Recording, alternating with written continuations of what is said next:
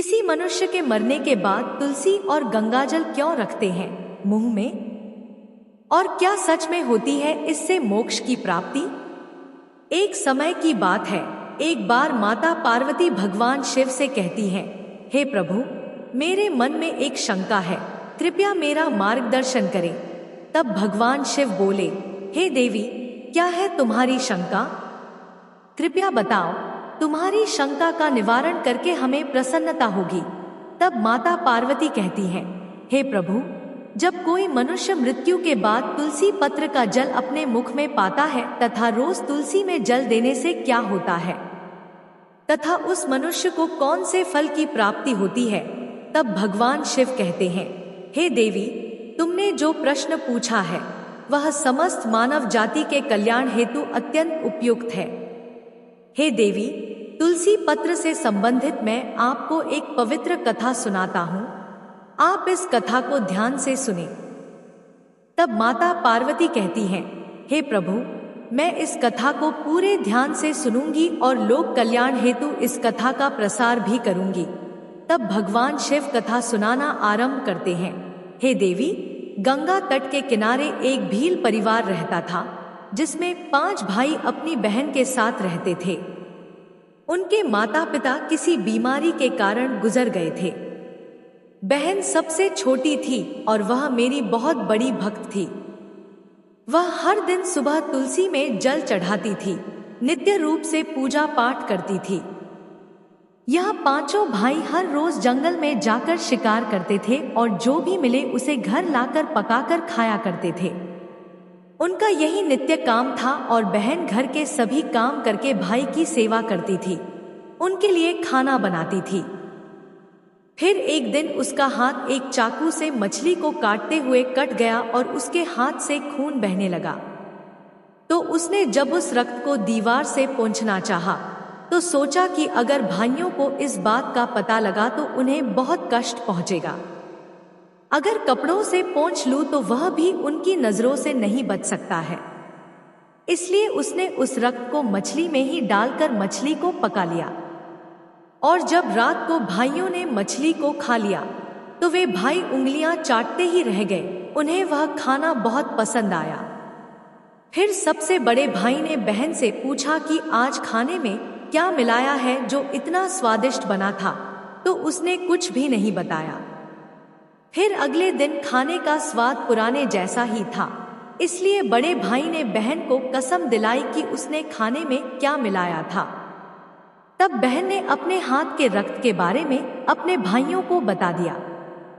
तब बड़े भाई के कुटिल दिमाग में एक बुरा ख्याल आया कि क्यों ना हम अपनी बहन को ही मार कर खा जाएं, क्योंकि उसके रक्त की चंद बूंदें ही इतनी स्वादिष्ट थी, तो फिर उसका मांस कितना स्वादिष्ट और मुलायम होगा। अगले दिन बड़ा भाई अपनी वह कुटिल योजना सारे भाइयों को बताता है और सबसे छोटे भाई को छोड़कर सारे भाई राजी भी हो जाते हैं। तब बड़ा भाई अपनी बहन की हत्या करने की साजिश करता है। दूसरे दिन वे सभी अपनी बहन की शादी कराने हेतु उसे दूसरे गांव चलने के लिए मना लेते हैं। फिर वे सभी अपनी बहन के साथ रास्ते की एक छोटी सी गुफा में ले जाकर उसे बांध देते हैं और उस पर बाणों से वार करना शुरू कर देते हैं। तभी उस स्त्री ने मन ही मन ईश्वर से प्रार्थना करते हुए कहा, हे प्रभु, अब आप ही मेरी रक्षा करें। तब एक चमत्कार हो जाता है। सबसे बड़ा भाई बाण तो चलाता है, लेकिन उसका निशाना चूक जाता है और बार बार प्रयास करने के बाद भी उसका निशाना बार बार चूक जाता है। फिर दूसरे भाई भी एक एक करके बाण चलाते हैं और उन सभी का भी निशाना चूक जाता है।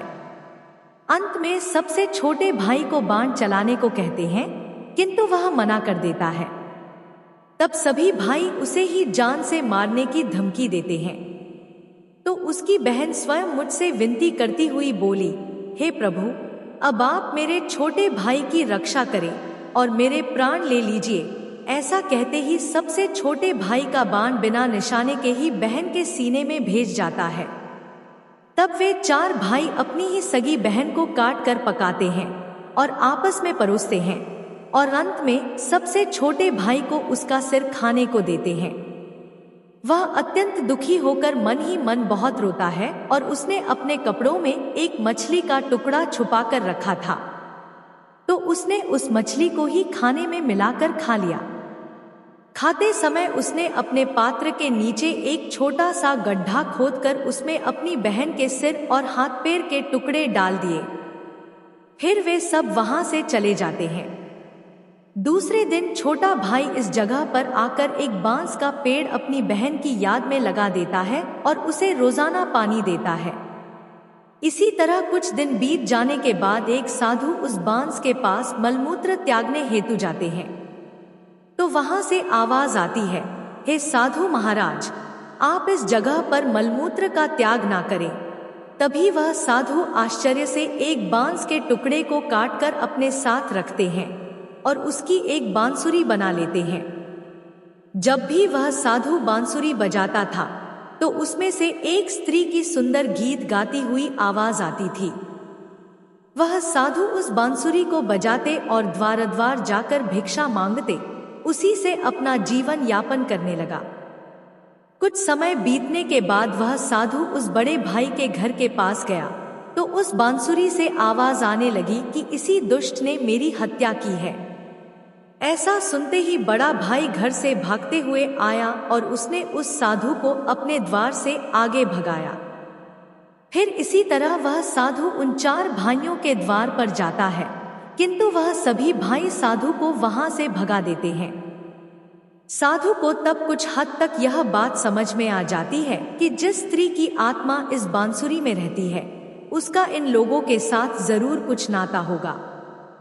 किंतु बेचारा साधु उन सभी के साथ कुछ भी नहीं कर सकता था। साधु फिर अंत में 5वें भाई के द्वार पर जाता है। तभी वह बांसुरी कहती है, यही मेरे प्रिय भाई का घर है। जब घर में बैठे दुखी भाई को अपनी बहन की पुकार सुनाई दी तो वह भागते हुए घर के बाहर आता है, किंतु वह देखता है कि एक साधु बांसुरी लेकर द्वार पर खड़ा है। तो उस साधु ने उसे बताया कि यह आवाज इस बांसुरी से आई है। तब वह भाई उस साधु से विनती करते हुए बांसुरी मांगता है। वह साधु उस बांसुरी को 5वें भाई को देता है और वहां से चला जाता है। फिर वह भाई अपनी बहन की आवाज वाली बांसुरी बजाता है तो वह कहती है, हे भाई, मुझे पता है तुम मुझसे बहुत प्रेम करते हो, किंतु मेरी मुक्ति के लिए तुम हर दिन घर की तुलसी में जल चढ़ाओ तथा भगवान श्री हरि विष्णु का प्रत्येक दिन पूजा पाठ करो। अपनी बहन की बातों को मानकर वह भाई नित्य दिन तुलसी में जल देता और घर में भगवान विष्णु की पूजा पाठ करता था। एक दिन जब वह भाई तुलसी को जल देते हुए मन ही मन भगवान विष्णु के नाम का जप कर रहा था, तब स्वयं भगवान विष्णु उसी तुलसी के पौधे से उस गरीब भाई के घर में प्रकट हुए। फिर वह भाई तुरंत भगवान विष्णु के शरण में आया और सच्चे मन से स्तुति करने लगा। तब भगवान विष्णु ने उस भाई को तुलसी पत्र का जल उस बांसुरी में डालने को कहा और उसने भगवान विष्णु का नाम लेते हुए उस बांसुरी में तुलसी पत्र से जल डाला। भगवान विष्णु के आशीर्वाद से उस स्त्री का पुनर्जन्म हुआ, जिसके बाद वह स्वयं उस बांसुरी से बाहर आ गई। तब उन दोनों भाई बहन को भगवान विष्णु ने तुलसी के संबंध में महत्वपूर्ण ज्ञान दिया। फिर भगवान शिव कहते हैं, हे देवी, वह ज्ञान अब आप भी ध्यान से सुनो। तुलसी को देवी लक्ष्मी का ही रूप माना जाता है। तुलसी में हर रोज जल चढ़ाने से जीवन की सभी परेशानियां दूर होती हैं और सुख शांति आती है और धन का लाभ होता है। तुलसी में जल चढ़ाते समय चंदन का तिलक लगाना शुभ माना जाता है। तुलसी में जल चढ़ाने का सही समय सूर्योदय से लेकर उसके 2 से 3 घंटे बाद तक का ही होता है। तुलसी के पौधे में रविवार को जल नहीं चढ़ाना चाहिए।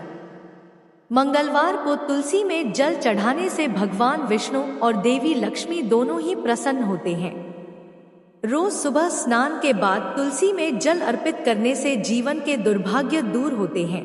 फिर भगवान शिव कहते हैं, हे देवी, मृत्यु ही जीवन का परम सत्य है। मृत्यु के उपरांत व्यक्ति का विधिपूर्वक अंतिम संस्कार करने का विधान है। जिससे उसके शरीर को मुक्ति मिल सके और वह एक शरीर को त्याग कर दूसरा शरीर धारण कर सके। इस प्रकार से जब व्यक्ति मोक्ष की प्राप्ति करता है तो उसे सभी पापों से मुक्ति मिलती है। मृत्यु के समय मुंह में गंगाजल डालना चाहिए, जिसका कारण है कि गंगाजल कभी खराब नहीं होता है और गंगाजल की कुछ बूंदें ही मृत्यु उपरांत व्यक्ति के लिए मोक्ष के द्वार खोल देती हैं। मृत्यु के समय व्यक्ति के मुख में गंगाजल डालने से उसे कई शारीरिक कष्टों से मुक्ति मिल जाती है और आसान मृत्यु मिल जाती है।